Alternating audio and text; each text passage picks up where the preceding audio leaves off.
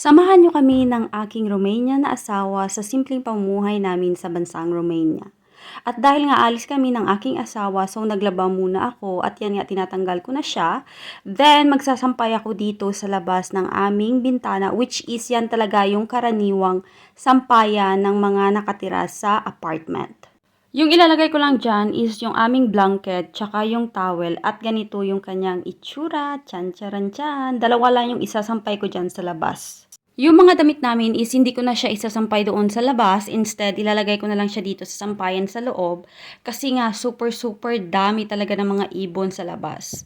So, kung ilalagay ko siya doon, baka mataihan lang nila and ayaw ko na pong mag-ulit ng labahin kasi nga, mahal din po dito yung kuryente tsaka yung tubig.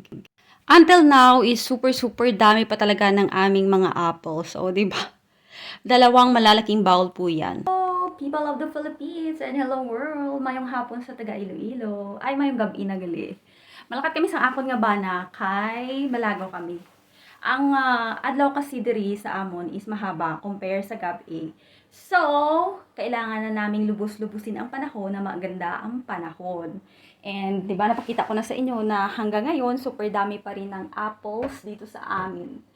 And I don't know kung anong magagawa ko dito kasi tinatamad pa po akong magluto or mag-bake. Mag-slippers lang ako kasi mainit sa gwa. And this is my OOTD. O, diba? Mapaldag kita for today's video. Tapos nag-t-shirt lang ako para manami ang paglakat-lakat sa gwa.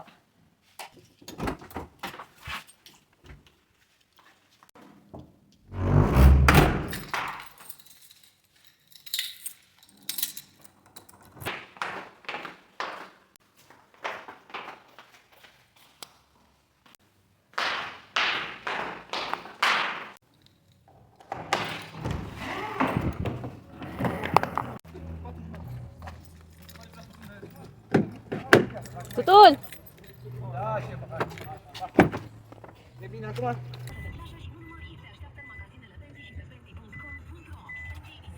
At ito na nga, ready na kami para gumala at nandito na nga kami sa aming sasakyan. Ganyan po talaga kami gumala. Which is instead sana na mag-walkathon kami is gumagamit talaga kami ng sasakyan kasi itong asawa ko is ayaw na ayaw niyang naglalakad. Then nakita namin itong Penny which is well known talaga to na store dito sa amin at may pang-apat na siya na branch. Yung hotel na ito is isa sa mga hotel na kilala dito sa aming lugar. And dalawa lang naman yung hotel dito sa amin. Kaya kilala talaga siya. Then tingnan nyo naman si Aring araw. 7 o'clock in the night na. Pero parang palubog pa lang siya. Ari na kami sa park. Then before kami mag-walking, mabakal kami anay isang paborito ko nga pagkaon diri. Nga ginatugtuhog nga patatas. Then ang juice. Nga akon nga gina-crave. So pupunta kami dito sa may Balaklan.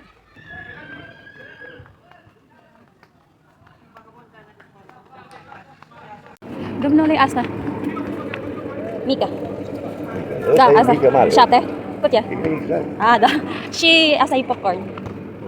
Asta, popcorn. She, Mika. At ito na nga yung aking nabili, yung aking paboritong inumin and of course, popcorn.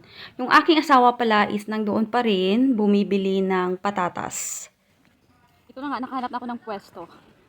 So, ito yung aking nabili na nag-crave talaga ako. And this popcorn, hinihintay ko yung aking asawa kasi bumili siya ng kamote. Patatas pala nga ginatugtuhog. Sutol! But this one is expensive. But I crave this. Every time we go here in the park, I like to eat this. And this juice. She liked the stick. No, and this juice. I like this juice. I don't know why, but I like it. Everything that has a stick. She likes it.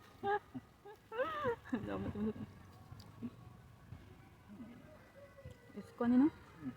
Namit. Namit sa. Pero this is potato lang naman ngagin slice kagin tugtuhog. You have something like that in Philippines? Kuwata. Dahil nga tapos na yung aming pagkain, so naglakad-lakad muna kami and this way is going na sa aming car. Ganito kami dito mag-date ng aking asawa. Napaka-simple lang as long as we are happy.